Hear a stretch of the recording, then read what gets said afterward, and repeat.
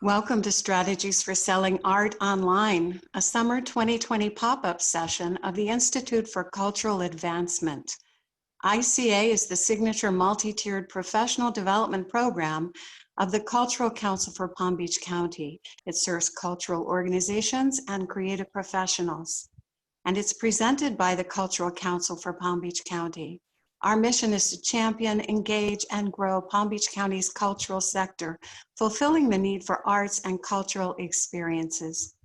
The Institute for Cultural Advancement is generously sponsored by the Donald M. Ephraim Cultural Leadership Fund and administered through the Donald M. Ephraim Family Foundation.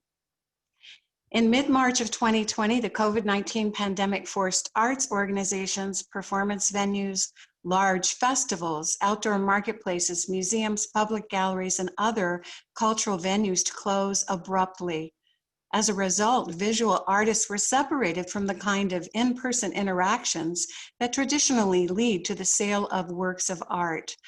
With understandable anxiety and financial hardships because of this situation, those artists have now had to forge online pathways back to the marketplace. Today's session will focus on those resources, strategies, and ideas for selling art online in a post-COVID environment. This is a huge topic, and with as many different strategies as there are different types of art and different types of buyers. So our goal today is to share some of the ways our panelists have adapted their sales strategies to show their art and connect with their buyers online. We hope you'll enjoy it. I'm Bamalut Steele, Senior Manager for Cultural Experiences with the Cultural Council for Palm Beach County, and I'll be your moderator. Joining us today is a slate of visual arts professionals from Palm Beach County, Florida, each of whom brings a unique perspective, voice, and set of strategies for selling art online. Janeen Mason, hello Janeen. You want to unmute and set yourselves up to speak. Janeen Mason is a noted artist, curator, author, illustrator, speaker, and arts advocate based on Florida's Treasure Coast, where she has curated 50 exhibits since joining the Lighthouse Arts Center in 2016, 12 of which were for the state of Florida's official galleries in Tallahassee. As an avid champion for the arts, Janeen has served in appointed positions under 3 governors and as a board member for the Florida Council on Arts and Culture. Also as a member of the Florida Department of State's Strategic Planning Task Force, and she currently serves as the chairman of Citizens for Florida Arts. Hello, Janeen. Hi, Pamela. Thank you for having put all of this together today. I think it's a viable topic. Thank you so much. It's our pleasure. Also on our panel, we have Trina Slade-Burks. Make sure your video is operating as well, everyone on the panel only. Trina Slade-Burks is also an accomplished artist and a committed arts advocate. She serves as president of ATB Fine Art Group and is a co-founder of both the No More Starving Artists Initiative and the No More Starving Artists Foundation. She's passionate about helping local artists develop the business skills and acumen they need for professional careers, and she's helped to produce pop-up galleries and exhibition opportunities to benefit many independent professional artists in Palm Beach County. As an arts educator, Trina has also worked with at-risk students from juvenile prisons, local communities, and schools in New York City and South Florida. She's a graduate of the Art Institute of Fort Lauderdale, and she's exhibited her work throughout the state of Florida.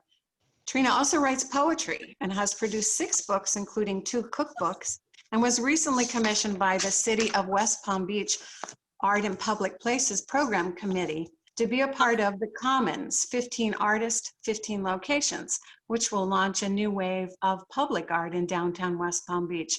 Welcome, Trina Slade-Burks. How are you? Thank you very much. Pleasure to have you with us today.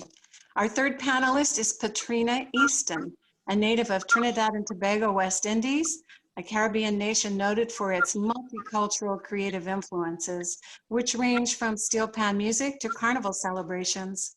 After moving to Michigan, Trina's art and drama teachers exposed her to a whole new realm of cultural expression and encouraged her creative development. Petrina holds a Bachelor of Science degree in Communications from the University of Miami with special emphasis in film, photography, art and graphic design, art and graphic design. Her art focuses on mixed media and combines acrylics, wood, photography, poetry, computer design, and other elements. Trina is also the owner of Easton Art Galleries, an online-only art gallery that's dedicated to building and connecting a local community through art. Welcome, Petrina. Thank you so much, Bama. Really enjoy being here with you today.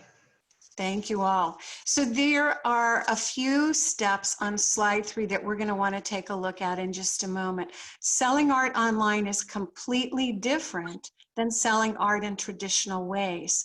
And for artists, gallerists, and arts organization, it requires a careful rethinking of how art is normally sold in order to adapt to the online marketplace. This screen shows us a few of the basic steps. You have to create and prepare your work to show it. You have to exhibit it. You have to identify and find the buyers that your work resonates with them.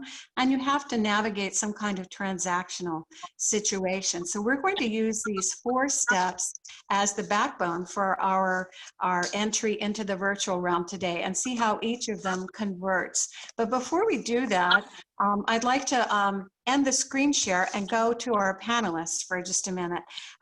Petrina, back in March when the shutdown happened, you had your online gallery. Did that interfere much quickly with your business? What happened? Tell us a little bit about how you operate and what the results of COVID look like for you. So I did have pop-up events, and I do have events in locations for the artists. I don't have a physical gallery, so I use other galleries. So when they shut down, now a portion of what I do for the artists did close, and now I had to put more of my efforts into the online sales, more of the personal aspect, calling my customers and really trying to go as a more personal route as opposed to having them come to me. Oh, that's interesting. So we will talk further about how that online gallery works. Trina, what about you in mid-March? What happened when everybody had to shut down? What happened to your business? Well, in terms of what I normally do at this point, all of our opportunities to teach kind of dried up because the school district pretty much closed the schools. But the other problem was we were in the midst of getting ready for a call to artists for an annual event that we do. And when that happened and we realized we wouldn't have access, like Petrina, we do a lot of pop-ups. So we utilize a lot of real estate in regards to that. And since we didn't want to put our clientele and our artists in any kind of harm's way, we had to come up with other unique ways. A lot of artists reached out to us to just find a way to be able to have a presence online. They kind of relied on us as the gallerist and the go-to people. And I had to kind of give them a little bit of education on how they can make their own navigation through social media and, you know, building websites and that kind of thing. So I had to totally change the dialogue with the artist. I think it's safe to say you're probably busier now than you were then. Yeah, yes, this is true.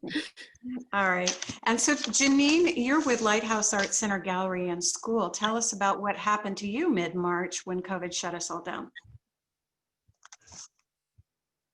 Janeen, are you there? We're having a little trouble hearing you. Now I am. How's that? There we go. That's Okay. it. So in mid-March, we were finalizing our 7th annual Plein Air Festival, which had gone very well, but we'd had a number of get-togethers. It's the nature of that sort of exhibition. And when we closed the gallery, I believe it was the 17th of March, we are a school as well as gallery. The school had 26 classes running, in-person classes, and within 5 days, 22 of those classes had gone online. It was remarkable. It was a remarkable feat. And now those classes are still running. It's been very strong for us. We have students from as far away as Barcelona and Brazil. I don't see this teaching going away anytime soon. As far as the gallery, I have a 5,000 square foot gallery that I rotate exhibits through, curate exhibits for. And 2 of the exhibitions that I had planned, I created slideshows out of instead. Nothing in those slideshows were for sale. the time, I just couldn't see how I could get the art to a service that would provide postage for them. My artist had gone everywhere. But that has changed. Is it possible for us to show the exhibits that were book? Sure. flipping book? Sure. Can we screen share that? It'll come on up. Tell us what it is, and while it's coming up, you can explain. Right. So here, I put out a call to our faculty for an exhibition, and if we can change the page, you can see everything in here is live. These are all live links. Another page change, please. And as are the images. So if you click on one of the images, it takes you to all of the information about it. Very good. Thank you. And can we go back? This is panel here. What's nice about this sort of format, one more page, sure, is, oh, you can see that there's a video there coming up on the left. So these are our faculty. Two things happen with this. One, it allows people worldwide now to shop for faculty, classes that they might like to take from these particular artists, as well as shopping for their paintings. I'm very pleased with this presentation. We've had some terrific feedback. Well, it looks really versatile also, like perhaps a group of people could get together and use that to present as maybe part of a collaborative. I recommend that, absolutely. It's great for arts organizations as well. So thank you for sharing that. So let's start with the first thing about creating your art and preparing your art to show it. Let's talk about how you prepare to show your art online. And we have a few steps here. We have 3 great panelists. So who would like to start first with the difference between bringing your art ready to hang into a gallery and now preparing to show your work online? One thing I would like to point out, I'll start, is bringing it to a gallery. You have to make sure you have your hanging structure on there, your hooks. But when you start coming online, you have to now take really nice pictures of your art. But then you come into the problem of, hey, some artists say, if I put a nice picture on there that's very high resolution, then is somebody going to steal my work? So I think, I think somebody else can maybe touch on how you can do that. I think Janeen had some thoughts on that, and I believe you do too, Trina. So well, I'll tell you, one of the things that I think is very important is photography, that you have really good photographs of your work. You can't expect to send your work if it needs to have an apology going along with it. Learn how to photograph your work to the very, very best of your ability. It makes all the difference. But what about copyright and protecting images? I'm sure for not all artists this applies, but for some it probably would, depending on what kind of product or what kind of artwork you're putting online and who would want to take advantage of that. So I can take that, Vama. I have a number of copyrights because I write and illustrate children's books.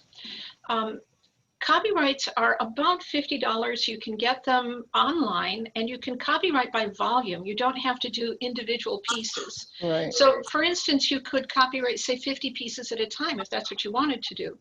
What a copyright does is make your work defensible. You own the reproduction rights to anything that you create unless you have given up those rights in writing.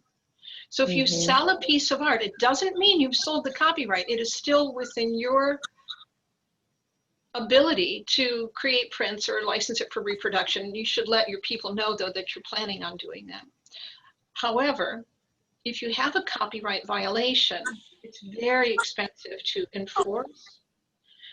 But something that people don't seem to understand is that anyone who benefits from a copyright violation is liable. So if, for instance, someone reproduces work that they find online and sells online that work, their landlord is liable.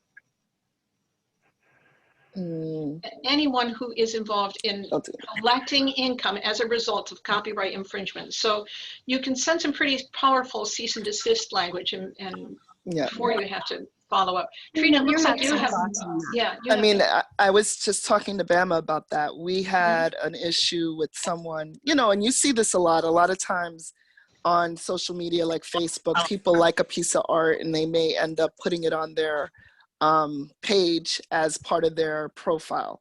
And what we did was we reached out to our attorney and she wrote language to basically say you need to remove that. And the person was actually pretty scared. Not only did they remove my husband's work, but they removed several pieces of artwork that they had there that they probably were just putting it up there for, you know, just beautifying their page. But they really didn't understand the ramifications that if they were to pursue it any further, like printing, that there could be legal, you know, So having a ramifications for that. lawyer, having an attorney that you can call when you need it is useful, Yeah, especially absolutely. in that perspective. Let's go back to the screen for just a moment and look at what else is in that preparing to go online.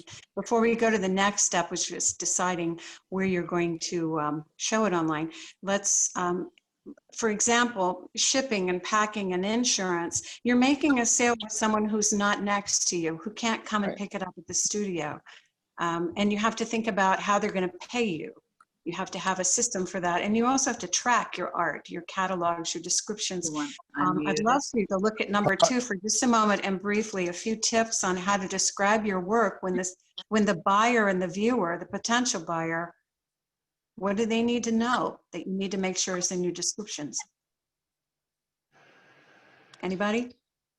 Well, cataloging your work for the internet. Now, you don't have a personal aspect. Someone's not there next to your artwork. They're not walking into a gallery where you can tell them, hey, this artist is, you know, lives in Trinidad, or this artist, you know, only works in watercolors. You know, you don't have that. So it's very important to be very descriptive for the viewer at that point, because now they have to read everything about this piece. And really, you want them to fall in love with your artwork. So you have to make a story about it. You know, really make it personable, because now you've taken away the person. So that's a very strong point that will be helpful for selling art online. All right. And finally, you're going to have to make arrangements to pay in one way or another. And I know a lot of people listening have already done something like that. They may use Square, or they may use some sort of online gallery that handles the sales end of things. But these are all the decisions up front that have to come into what your strategy looks like. If we could go on to the next slide, there's a big decision about the kind of art that you have and the kind of buyers you're looking for and where you're going to find them when you look at the internet and the kinds of opportunities to show art. So let's start with websites and then go on to online galleries and hear your thoughts. Well, I'll talk about that a little bit. A lot of times I feel that a website or some kind of social media presence is important. A lot of times when we do our pop-up exhibitions and artists are submitting for the calls, the first thing I do before I even put it through the roster is to look them up.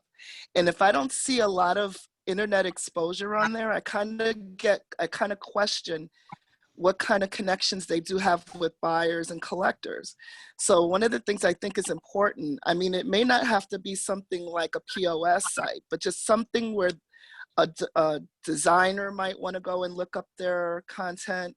You know, like I said, gallerists may want to look them up. You know, someone may want to go to a gallery, but if they don't show that there's an interest, then, you know, who are they?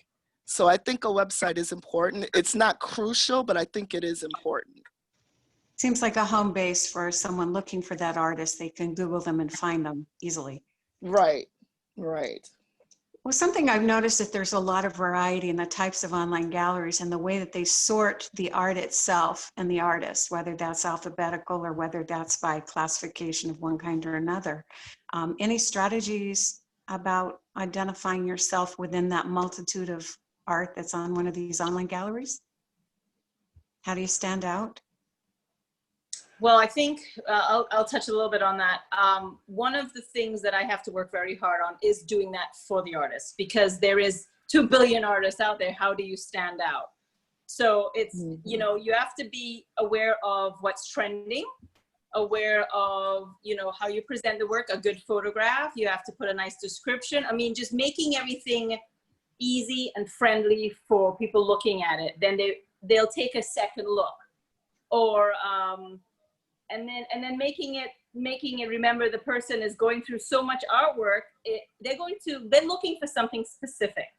So I like to tell my artists a lot of times, don't feel hurt if you don't get a response, because they're looking for a certain color to go in a certain space, maybe in their home, and they're flipping through.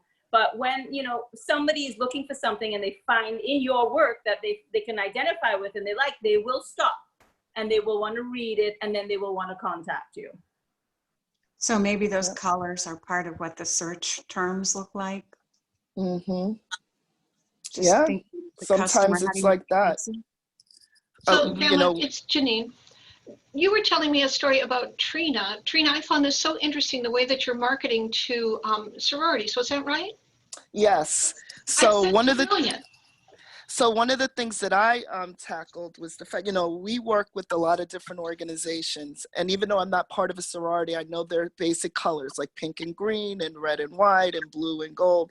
So my husband and I, he does a line of cigar boxes, and what he started doing was creating color themed stuff, and it doesn't necessarily have to have their identifiable symbols, but just the colors are just enough to attract them. And then from there, they may not even buy that thing, but they know that we at least paid attention to their, you know, their decor or their concept. So Anthony periodically will put out like a line of cigar boxes or a line of his trees, and he will always have within the group those colors for those sororities. And a lot of times it's just us thinking about that little thing that makes them more important to us as a client. Right. So These are if you examples see, of those cigar boxes there. Those are beautiful. so What's he's known interesting- for doing animals. I'm sorry, he's known for doing No problem. animals, but if you see on the right, he has a lot of colorful pieces that are simple enough based on his trees that he does. So I'm sorry, Bama, go ahead, say what you were going to say. No, you're fine. I was going to say that as we look at that image again, one of the things Anthony has done is find certain kinds of markets, and I think many other artists do that. They create a series. And I saw that in Anthony's work. I see marine life, and I see African animals, and I see lots of kinds of series that he's done. But you've also situated his cigar boxes very strategically on the right in front of one of his larger pieces of fine art. Correct. So he's right now in a studio in Palm Beach Gardens called Zero Empty Spaces. And it's really a studio space for artists, affordable spaces for artists. They're like $2 a square foot. And what he does, he has a showroom space on one side and his workspace on the other side. So we strategically made sure that even though we're selling the affordable stuff, that there are, you know, strategic placements of his fine art in the photos. So when we do stuff on social media, or if we have to send stuff to press, we have, you know, numerous things that he does. He's known for doing series, but also just kind of doing something a little bit strategic so that that one collector who may not be into the found objects, they may want a piece of fine art. And then they will go further and probably explore his social media or his website. So it's pretty strategic the way we line up our photos, just so people know that he does both. He does affordable, but he also does the fine art stuff. So go ahead, ahead. Janine. No, Okay. Janine? So I did a little survey on my own social media page asking artists how they were, if they were selling online, and if so, how. I should tell you that I saw Manon Sander is on this call, and Manon is a part of a wide plein air group that started something really fascinating. They're doing small pieces and selling them for not much. I think Manon can correct me if I'm wrong, like under $300. And the artists who are involved in this all agree that as soon as they've sold 5 of them, they'll buy a piece from another one of their plein air friends. And in this way, it keeps everyone going. It's really surprising to see how many beautiful pieces they're coming up with. And they've created this closed, not closed, but a very supportive group. It's brilliant. That's very cool. Mm-hmm. So it That's sounds like you could come up with different strategies for selling art repeatedly to these buyers. Well, with and I something. think too, one thing we're not saying is it's one thing to have a website, which I believe is very important. It's another thing to have beautiful work to sell. But if you don't have a marketing plan, then you've got a problem. You've got to find a way to get the work in front of people. yeah. And so I can't pretend to be an expert when it comes to hashtags or, but there are plenty of people who are experts in that field. Can anyone on our panel address that? Well, I have my son who is in his early 20s, so I kind of address those topics with him, like the hashtags and what's trending on social media, and he tells us what's in and what's not in. So I always suggest speak to some of the younger people, because they will tell you what's going on right now and which sites are working. So right now, obviously, Instagram for artists actually work. Anthony got a good commission from that through a hotel. So big businesses are using social media as a platform for searching out artists. So as long as you have your things in order, you understand what the hashtags are, or you have somebody that can help you with suggestions, it's another great avenue to be able to market your work. Just, kind of stay on what's trending, just like what Petrina was saying, period, online. If you know what the trends are at the time, you kind of follow those same trends on social media as well. And Petrina, I wanted to interject here and ask Petrina to tell us about her online gallery and make the distinction between an online gallery and a virtual gallery. Okay, so I created 2017. I really realized that the walking traffic for brick and mortar facilities were getting less and less. So I said, there is something happening here, we need to change. So even before COVID, I realized there was a need for more technology and getting more people involved, and that in internet and social media was one way of grabbing a bigger range. So, but I also wanted to be in a physical gallery. I think all artists really strive to really want to be in a gallery. So how could we do this, make it feel the most like you're really in a gallery? So I created a virtual reality gallery where you can upload your artwork on the walls and you can walk around the room. You can put your headset on and you can go up to the artwork. So that is still all very new. But it's been around for quite a while, and I've been using the same platform I built since 2017. And now I think now it's getting a little more recognition, because now I've already built it, I've already established it, and people are starting to recognize the need. But they're still feeling like they need to be in a gallery. So looking at the website, you can feel like you're still in a gallery, and really it makes it functional for you to walk around the gallery and show your clients all of the work at the same time, instead of flipping through your phone, or so they kind of give a sense of you're walking them through a gallery.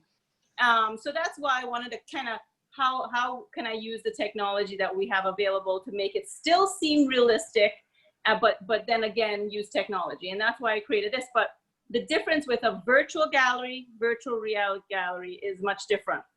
I think a lot of people are getting a little confused now on what the difference is.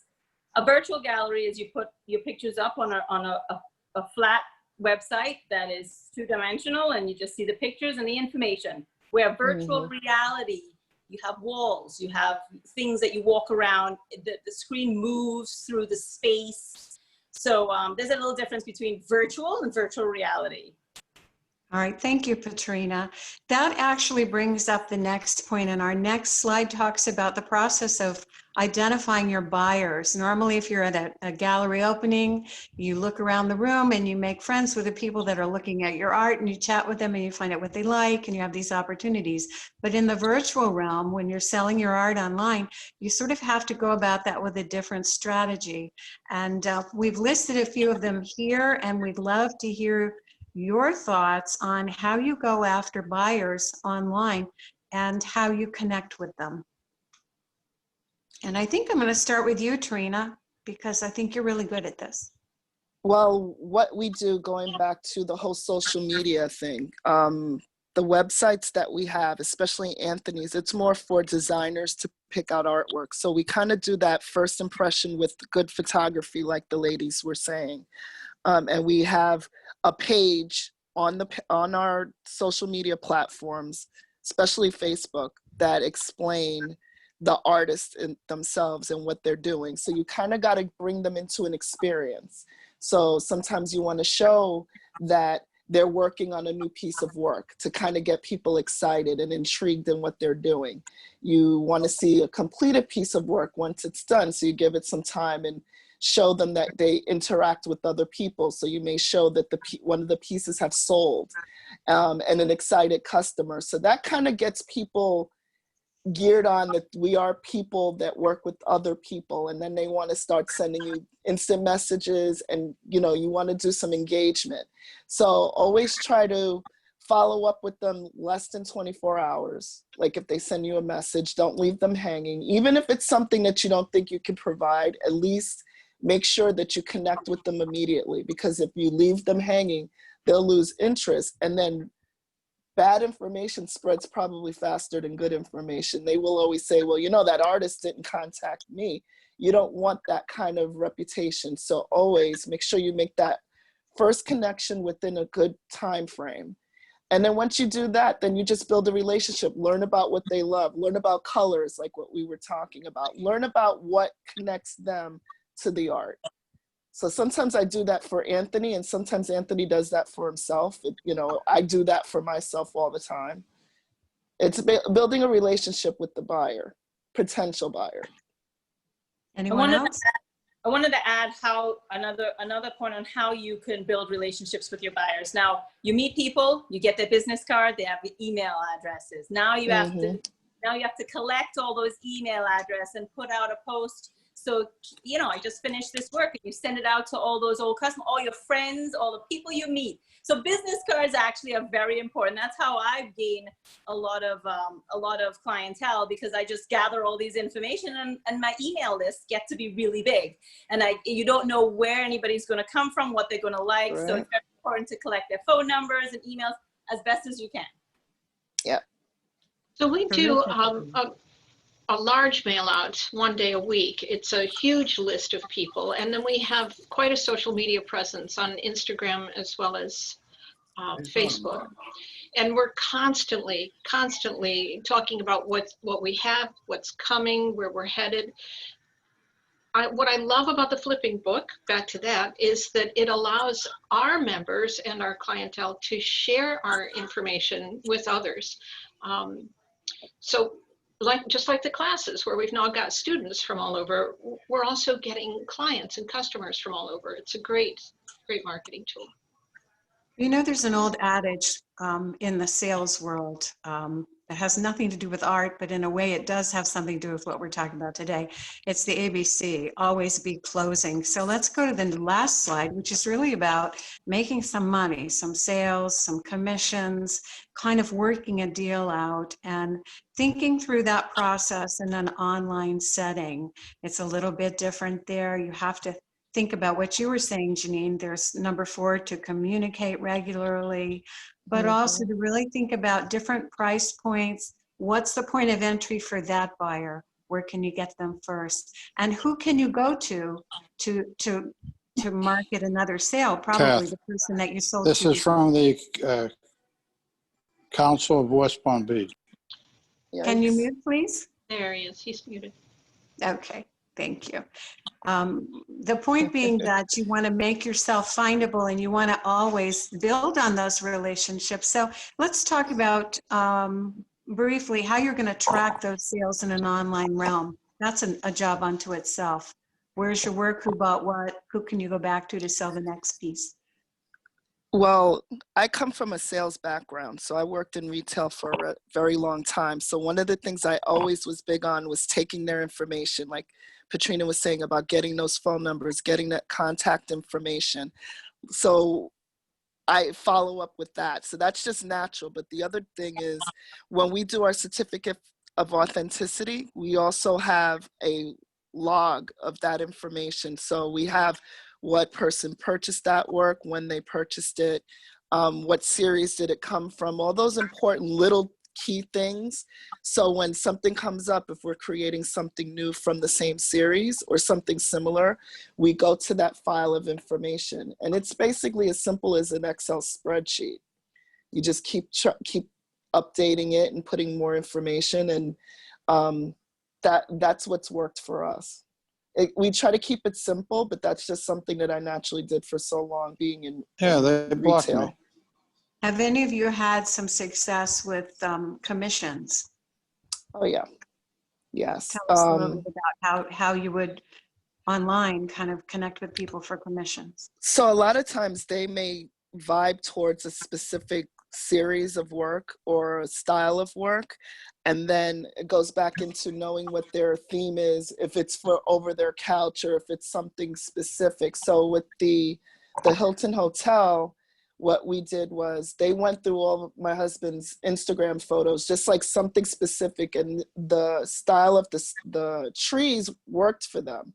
So from there, we went through a series of meetings and slides and emails going back and forth, just getting to understand what the vision is for the hotel. Then we took a special trip, and this is pre-COVID when we were able to start the process. So we were able to walk through the hotel and look at the spaces, so we knew the size variance of what they needed.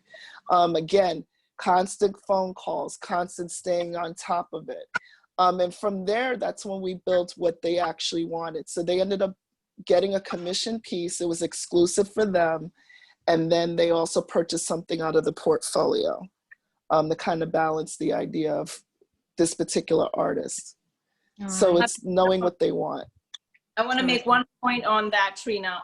Commission also works for if an artist is diverse in different styles. Right. So if they like you, they want to buy something from you, and they're going to go through your whole portfolio.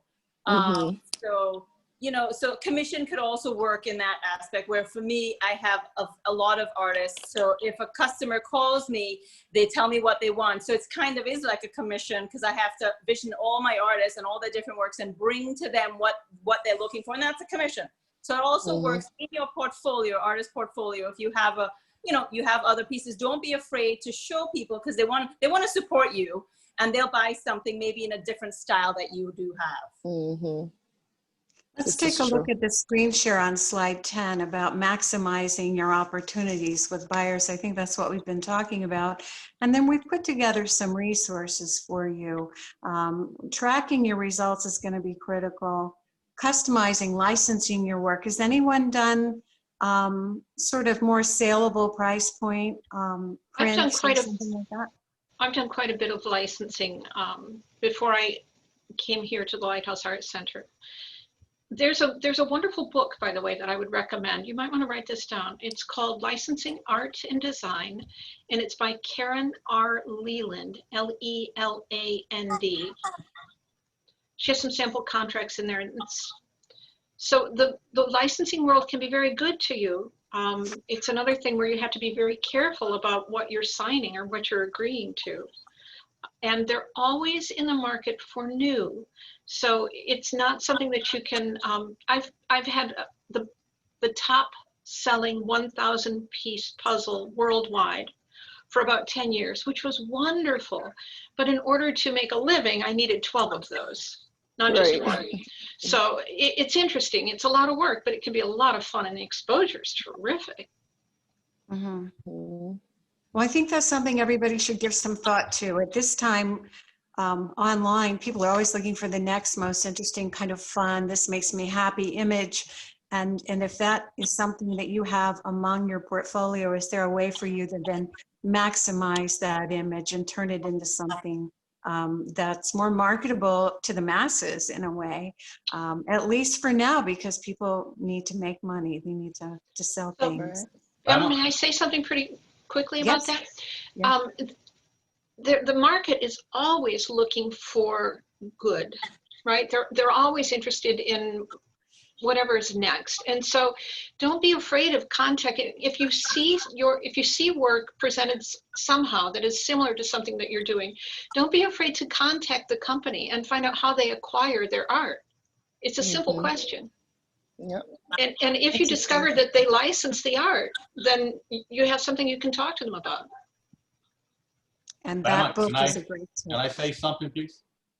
You know, just a quick, I come from the sales world all my life for over 40 years, and I'm still selling, you know. But the thing is about, you got to show, you're not just reading a poem, you're just not reading a letter.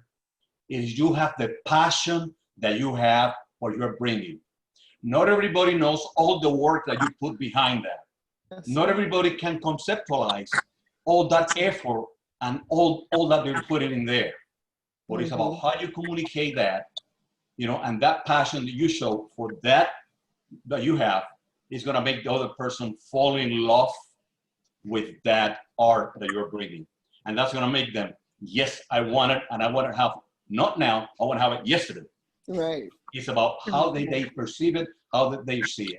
So guys, you have a lot of ahead of you, so I wish you the best.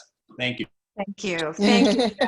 I'm going to move us forward because we have so many questions that have been coming in. The next slide is some resources. This is just meant to be representational of some of the opportunities of places you might want to look and consider as a marketplace for your art.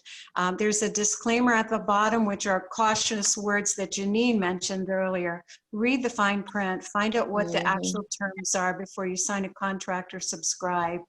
See if it fits your needs, and sit and strategize about what kind of art are you selling to what kind of buyer, and where are those buyers going to be likely to find it. And create a little pathway for your art to reach them. We're going to have this slide available at the Cultural Council for Palm Beach County's website, which is palmbeachculture.com/institute. That's the landing page for the Institute for Cultural Advancement. And this presentation will be there with a link so you can share it with friends if it's useful, or look things up again. I'd like to just go to the last slide now. And while we're looking at that, I'm going to duck away into chat and see what kind of questions have come in and let our panelists answer a few of those questions for us. It'll take me just a minute to get them. I have quite a few there. So Bama, may I talk about another Yes, resource please. that I probably should have had on that page? I don't know how many of you are involved in public art programs, but if you go online, you can find the Florida Alliance of Public Art Professionals, the Florida Alliance, FAPAA. And there's a list there, if you dig into the website, about that lists so many communities throughout Florida who have public art programs. It is not low-hanging fruit, but they have serious, I just saw a call for artists come in from the city of Orlando yesterday, and the budget is $350,000. Yeah, It might be worth looking into if you're, absolutely. yeah. I think someone, Dennis, it says on the copyright issue, I thought that the copyright existed automatically on an original art photography that you produce. Could someone please expand on that? Anyone? So I'm not an attorney, but I have to agree with you. But the reason that you file for copyright, the reason that you pay the $50 is because it makes your copyright defensible in a court of law. Right. It shows that you actually took action to protect your interest. That's Right. correct. I mean, And the it's other not. thing you said, Janeen, that bears repeating, I think, is that you don't have to do $50 for one image. You can do No. $50 for a portfolio. That's right. Right. Now, the difference is this. If there's more than one violation in that portfolio, it's still considered one violation because it's one copyright for the volume. Okay, One aspect I want to ask, though, is the expense of everything we're talking about. A website, some marketing, some promotions, and now adding copyrights. I find that a lot of artists, you know, they eliminate a lot of things, and sometimes they do get it taken advantage of because they don't. It's fine print when they're doing work for bigger companies, big corporate companies. So besides doing a copyright, is there anything else an artist can do that will be more cost effective? What's the law that actually says yours is your work, you put it out there? I know that there's some stuff that once you put it out into the universe, as far as the internet, then it becomes public domain kind of thing. Somebody can use it. No, it's not. No, that is not true. So No, that's what they're asking is, you know, when you put it out there, it's still yours, no matter if you don't put a copyright, and no one can really use it, right? They could. They could, but they shouldn't, because again, it will take longer and it probably will cost more to defend it if you do not put it through the proper systems. But yes, the gentleman is right. You automatically do own the rights to your own unless you sell those rights, which I can tell you, I know a number of attorneys that don't recommend you sell the rights to your work. It's not beneficial to you to sell the rights to your work. But if you're very interested in copyright, it would be worth your time to speak with an attorney. That's what I normally, anyone that approaches us and says, oh, I would like to buy the rights to your work, we tell them we don't discuss copyrights with our clients, but you're more than welcome to speak to my attorney. A lot of times that will turn them off from even thinking about it. We've done that quite a few times. I think that's very good advice. Don't sign away your rights because you don't know that you have them. Go look and see what that would mean and what it would take to protect them. That's just caution for everybody. We had a question from Michael who asked, could someone speak about watermarks, which are not the same as copyright, and they have a different purpose in an online environment? So why would someone want to watermark their art online? The reason that they watermark it is so someone cannot take it and use it for their own personal usage. We used to do that, but they have such things going on that you can actually remove watermarks. So, I mean, again, you automatically own the rights. So you can watermark your stuff. There's nothing wrong with that. And I see it all the time. Will it protect you 100%? Not necessarily. So, I mean, it's up to you if you want to go through the trouble. So a watermark it prevents someone from printing out your work and selling it. Yes. So the other thing that would probably be best is if maybe you do especially online, do lower resolutions, DPIs. That's probably a better option than a watermark. So like if you're putting your stuff online, don't put it at a high resolution. Do a lower resolution. And that will, because if they try to print that, it's probably not sellable at that point.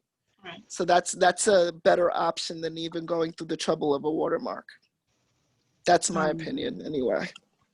So any examples of really good online events that people have made money at? I've seen some auctions online where people have put some money in their pocket quickly, but I think they had to deeply discount their art. Any ideas for just a quick event that you could strategically schedule that uses maybe social media, or any ideas? I've been seeing a lot of artists, especially out of the Chicago area and out of the Baltimore area, that they host their own auctions. And yes, some of them do put their older series of work at a lower price point. But what has been creative is that they might start with something really cool that's new that they're just trying to expose to the public. And then they might sell some of their smaller items. But like how we have our things in the background to kind of intrigue people, they have that going on. So it's kind of like a switch and bait. So they're like getting people to buy their lower price stuff, but you actually see their more high-end stuff in the background. So then that's a way to attract more people to them to say, oh, well, I saw that other piece. Is that for sale? You know what I mean? And they say, yeah, after the auction, we'll talk about that. And then you move some inventory at the same time. Great. Right. Okay, well, we're getting to where we're about to wrap up, and I have two announcements. One is, first I want to find out how we hear from each of you if we want to find you and follow up a little bit later. But before I do that, there are many artists on our call today who are here in Palm Beach County. If you're not in our free online artists directory at palmbeachculture.com, you can see that link in front of you, and we invite you to take advantage of this free exposure. Online, we direct people at the council that call and want to look for artists, whether they're from hotels or they're individual buyers or they're looking to commission someone. We send them to the directory first, so it's a really nice resource, and we invite you, if you're a Palm Beach County-based artist, to take advantage of that. And with that, I'd like to thank our panelists and say Janeen Mason from Lighthouse Art Center Gallery in Tuesta, how can we find you online? Oh, it's easy. So my mom, the Bohemian, named me Janeen, but it's a very different spelling. It's Janeen at lighthousearts.org. And that's plural, lighthousearts.org. Janeen at lighthousearts.org. Terrific. Trina Slade-Burks, thank you for joining us today. If we wanted to follow up with you and get some more of your great advice or work with you, how would we find you online? Do you have a website? How does that work? Yes, I have a website. It's literally Trina Slade-Burks, all one word.com. And on there, you can find all my social media platforms. All my social media platforms actually are DIZEIMAGE, which stands for Dizzy Image, which is my artist name. Terrific. All right, thank you. And Petrina Easton from Easton Art Galleries, thank you again for joining us today. How can we find you online? I'm easy, eastonartgalleries.com. My email is eastonartgalleries@gmail, and I'm on all of the social media platforms as Easton Art Galleries. So, you know, if you have any questions, please feel free to contact me. Thank you all, and thanks to our guests for joining us today. On behalf of the Cultural Council for Palm Beach County, we wish you well, and we're here to support you. Thank you so much.